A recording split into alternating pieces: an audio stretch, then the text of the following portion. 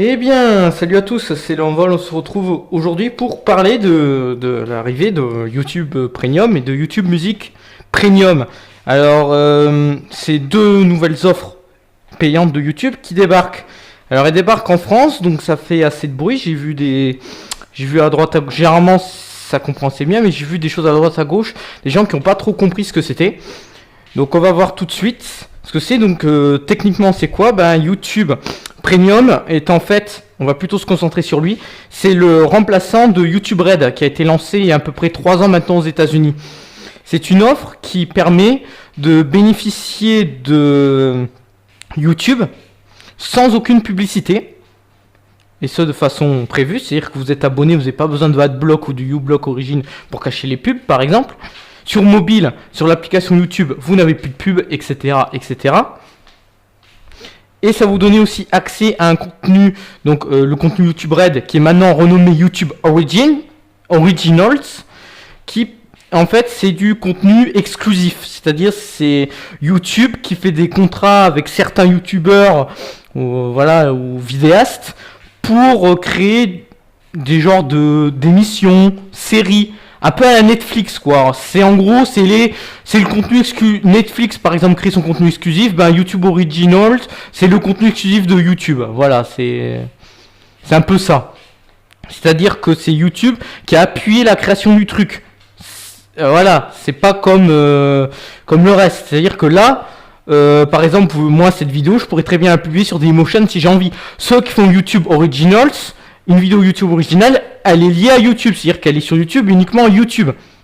C'est ça qu'il faut se dire, c'est que nous en tant que YouTubeurs, on est quand même encore libre de reprendre une de nos vidéos qu'on a fait sur YouTube et de la mettre ailleurs. Là, avec YouTube Originals, non, c'est lié comme un Netflix. Donc, et c'est du contenu de meilleure qualité, enfin, j'espère, et qui est uniquement en accès payant du coup. Et là, ça permettait, en gros, c'est ce que ça permettait YouTube Red.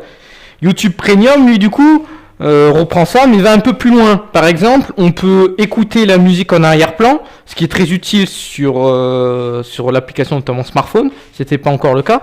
On peut aussi télécharger les vidéos pour les voir hors connexion. Sont plusieurs choses qui sont assez sympathiques, qui ont été ajoutées. Et du coup, en parallèle, et ça donne un accès à ce qu'on appelle YouTube Music. Alors, YouTube Music, c'est quoi? C'est le remplaçant de Google Play Music. C'est-à-dire, c'est le Spotify, le Apple Music, le Deezer de Google qui a été du coup mis sous la marque YouTube, contrairement à l'ancien, puisque c'est vrai que Google Play Music, je trouve que c'était pas très astucieux dans le sens où ça rattache le service de streaming à la plateforme Android, ce qui ne va pas trop dans le sens de Google, dans le sens où ils veulent viser un peu plus de monde, notamment ceux qui ont un iPhone. Alors que YouTube Music, c'est déjà une marque qui est associée à quelque chose de répandu sur plusieurs supports. Donc ça a plus de chances de succès. Donc on va retrouver le même contenu et même du contenu en plus. Et donc YouTube Music Premium, donc on en revient, on va parler très vite de lui. Et ça donne juste accès à cette plateforme-là. Le YouTube classique ne change pas. On continue à garder les pubs et tout. Mais YouTube Music Premium donne accès à tout le contenu de YouTube Music. Et YouTube Premium donne accès à tout le contenu de YouTube Music, plus plus que proposait YouTube Red avant. Voilà, c'est en gros ça. L'avantage de YouTube Music, c'est qu'on va retrouver, on va pouvoir bénéficier de pas mal de tout le contenu musical de YouTube classique qui sera centralisé. Donc on va pouvoir le retrouver facilement grâce à une appli dédiée, ce qui est pratique. Mais en plus de contenu exclusif qui n'est pas disponible sur le YouTube classique. Ça, c'est les ayants droit qui peuvent choisir ça. Voilà, donc en plus elle est optimisée. Voilà, donc plus de publicité, du contenu exclusif, c'est ce qu'ajoute en gros, voilà. C'était l'article dit lui-même que je lis autrefois nommé YouTube Red. Voilà. YouTube Premium est un abonnement de gamme. Il intègre YouTube Music Premium qui va remplacer Google Play Music.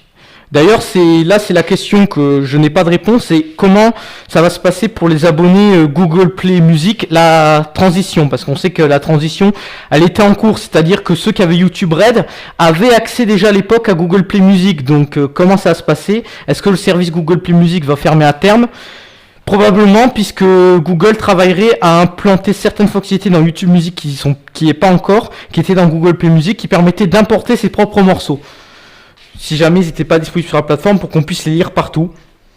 Donc ça serait bien Google Play Music n'a pas encore disparu, ne disparaîtrait pas encore tout de suite, mais c'est très probablement dans les cartons pour être remplacé par YouTube Music. Voilà, donc ça c'est l'image fournie par Google. En gros, YouTube Music, YouTube Premium, en fait, c'est notre sujet. Ça contient tout ce qu'il faut, tout l'accès à YouTube et total, YouTube Music compris.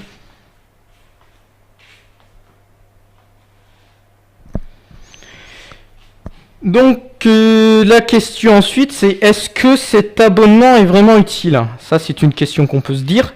Alors il est disponible à peu près dans une vingtaine de pays, dont la France maintenant, ce qui n'était pas le cas de YouTube Red qui était un accès en plus restreint.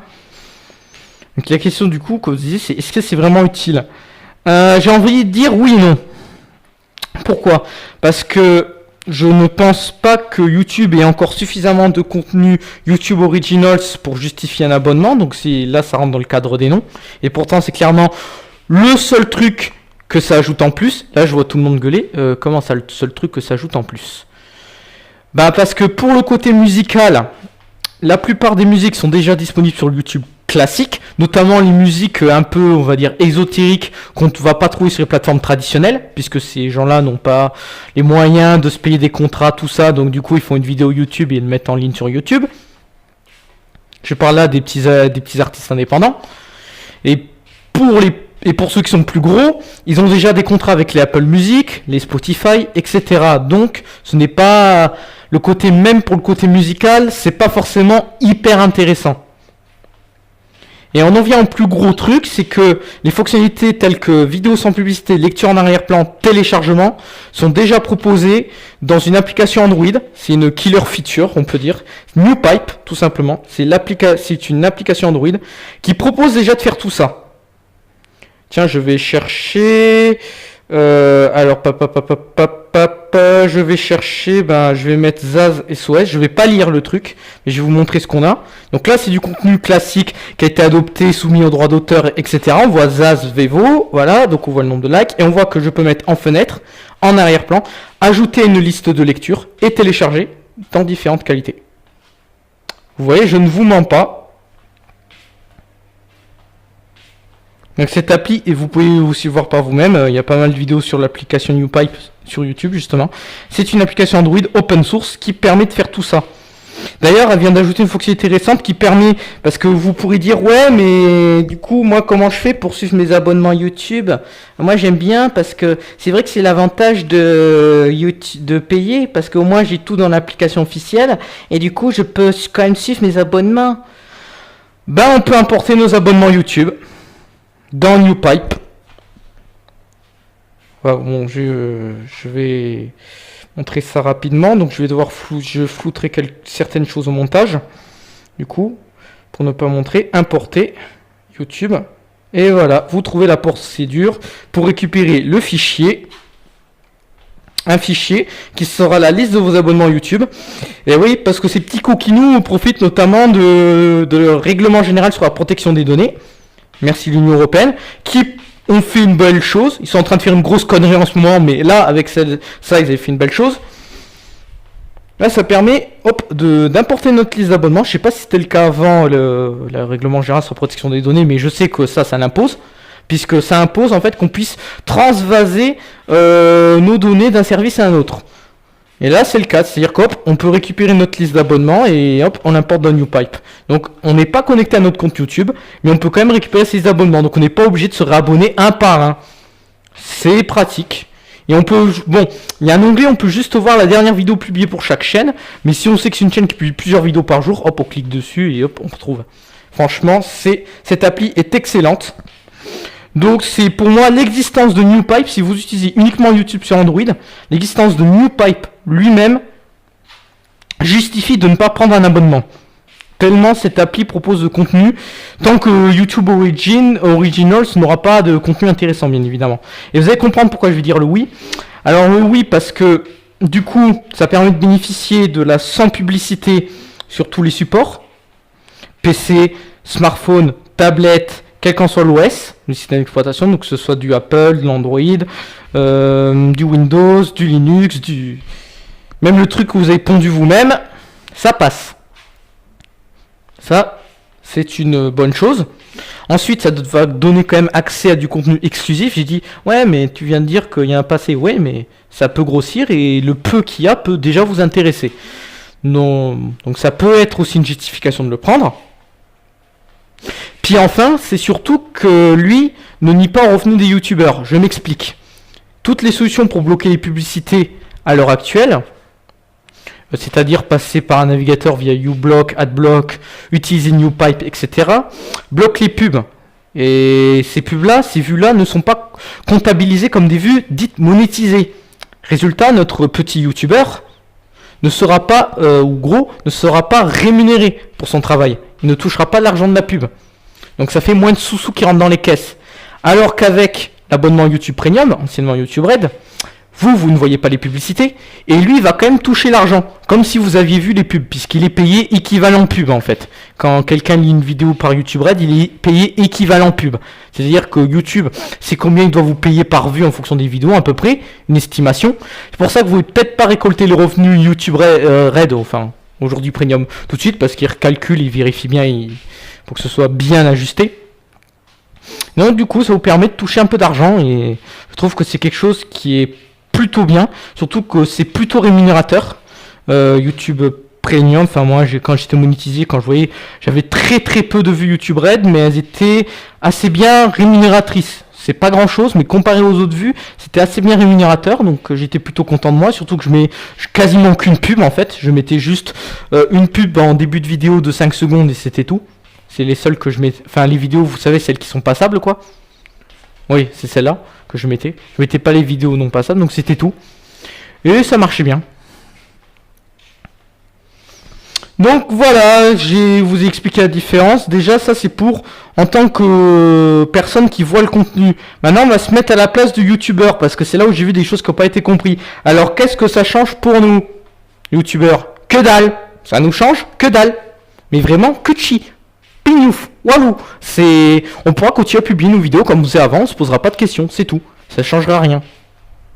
Déjà que ça change rien à l'époque de YouTube Red, là ça change rien.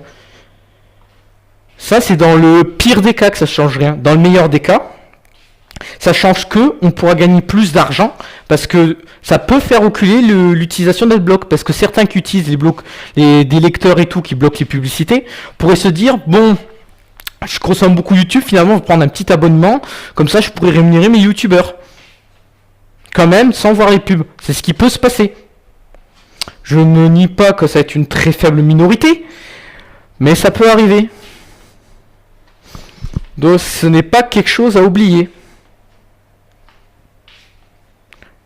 Donc voilà, c'est juste à dire. Donc quand certains disent, j'ai lu notamment quelque chose sur Twitter, quelque chose qui concerne énormément de personnes dans le monde, ceci, cela, faut se calmer sur les chiffres. On n'est que 3 milliards à peu près la moitié de la population mondiale en termes d'internautes. Donc on n'est pas aux 6 milliards, ça clairement. On est plutôt 3-4 milliards peut-être. Parce qu'on est 7 milliards et quelques, donc ouais, on est plutôt 3-4 milliards entre 3 et 4 milliards d'internautes. En termes d'utilisateurs de YouTube, je crois qu'on est en dessous de 2 milliards, je crois que c'est 1,8, si je dis pas de conneries, les chiffres, 1,8 milliard d'utilisateurs. Et ce serait 1,8 milliard d'utilisateurs, il n'y a que 20 pays concernés, et c'est pas les plus peuplés. Et une fois qu'on est rentré dans ces pays-là, finalement ça porte quasiment aucun changement, parce que soit on continue à faire comme avant gratos, soit on choisit de payer juste pour soutenir un peu plus les youtubeurs. Voilà, donc est-ce que YouTube devient payant? La question c'est oui, YouTube a une offre payante, c'est oui et non, c'est-à-dire que YouTube ne devient pas payant, mais YouTube peut être payant. C'est plutôt ça qu'on va le dire. C'est-à-dire qu'on n'est pas obligé, on peut continuer à bénéficier totalement de YouTube comme on le faisait avant, sans payer. Par contre, si on veut, on peut payer. Faut voir ça comme un mode VIP quoi. C'est-à-dire que vous avez accès au contenu comme tout le monde, si vous payez pas. Et puis si vous payez, vous avez accès, on va dire, à un support un peu plus premium. Par exemple, vous pouvez télécharger les vidéos, vous pouvez bloquer les pubs, même si on a vu que des applications gratuites le faisaient. Ça, je parle du support officiel. Voilà, donc si jamais je réentends des gens qui critiquent parce que l'offre YouTube Premium, je juge que c'est totalement injustifié, puisque rien ne nous oblige à la prendre.